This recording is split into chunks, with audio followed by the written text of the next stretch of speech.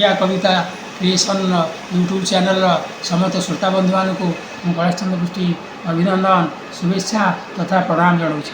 ବନ୍ଧୁଗଣ, ସ୍ୱାସ୍ଥ୍ୟ ହିଁ ସମ୍ପଦ। ସେଥିପାଇଁ ସଂସ୍କୃତରେ କୁହାଯାଇଛି ଶରୀର ମାଧ୍ୟମ ଖଳୁ ଧର୍ମ ସାଧନ।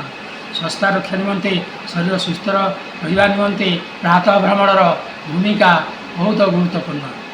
ଏହି ଉପଲକ୍ଷେ ମୋର କବିତା ପ୍ରାତଃ ଭ୍ରମଣ ମୁଁ ପଢ଼ି ଶୁଣାଉଛି। ମୋର ଆଶା ଓ ବିଶ୍ୱାସ ଏହା ନିଶ୍ଚୟ ଆପଣମାନଙ୍କ ମନକୁ ଛୁଇଁବ। କବିତା ପ୍ରାତଃ ଭ୍ରମଣ। କବି କୈଳାସ ଚନ୍ଦ୍ର ପୃଷ୍ଟି, ନବୀନ ବାବୁ, ଖୋର୍ଦ୍ଧା।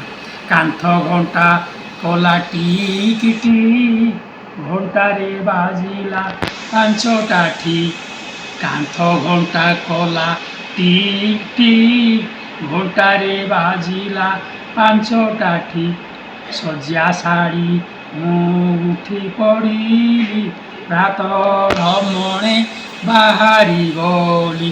ସଜ୍ଜା ଛାଡ଼ି ମୁଁ ଉଠି ପଡ଼ିଲି, ପ୍ରାତଃ ଭ୍ରମଣେ ବାହାରି ଗଲି। ଦେଖିଲି ବାଟେ ଅନେକ ଲୋକ, ପ୍ରାତଃ ଭ୍ରମଣେ ଆସିଛନ୍ତି ତ। ଦେଖିଲି ବାଟେ ଅନେକ ଲୋକ, ପ୍ରାତଃ ଭ୍ରମଣେ ଆସିଛନ୍ତି ତ। ଗଛରେ ପତର କାକର ଭିଜା, ଫୁଲ ତୋଳିବାକୁ ଲାଗିଲା ମଜା। ଗଛରେ ପତର କାକର ଭିଜା, ଫୁଲ ତୋଳିବାକୁ ଲାଗିଲା ମଜା। ବାଟରେ ଦେଖିଲି ଦୁଇ ସାଥୀ, ଉଜ୍ଜୀବିତ କଲୁ ଅତୀତ ସ୍ମୃତି। ବାଟରେ ଦେଖିଲି ଦୁଇ ସାଥୀ, ଉଜ୍ଜୀବିତ କଲୁ ଅତୀତ ସ୍ମୃତି। ଦୁଇ ସାଥୀ ସେଠି କହିଲେ ହସି, ଆସୁଥିବ ସାଥୀ ନୀତି ନୀତି। ଦୁଇ ସାଥୀ ସେଠି କହିଲେ ହସି, ଆସୁଥିବ ସାଥୀ ନୀତି ନୀତି। ଚାଲିଲୁ ବାଟ ସାଥୀ 3 ଜଣ, ରାମ, ବାଲ୍ମୀକି ଓ ଲକ୍ଷ୍ମଣ ଦେଶନ। ଚାଲିଲୁ ବାଟ ସାଥୀ 3 ଜଣ, ରାମ, ବାଲ୍ମୀକି, ଲକ୍ଷ୍ମଣ ଦେଶନ। ଦେଖିଲୁ ଗଛ ଘର ଓ ଦୋକାନ, କରିବାରୁ ସିନା ପ୍ରାତଃ ଭ୍ରମଣ। ଦେଖିଲୁ ଗଛ ଘର ଓ ଦୋକାନ, କରିବାରୁ ସିନା ପ୍ରାତଃ ଭ୍ରମଣ।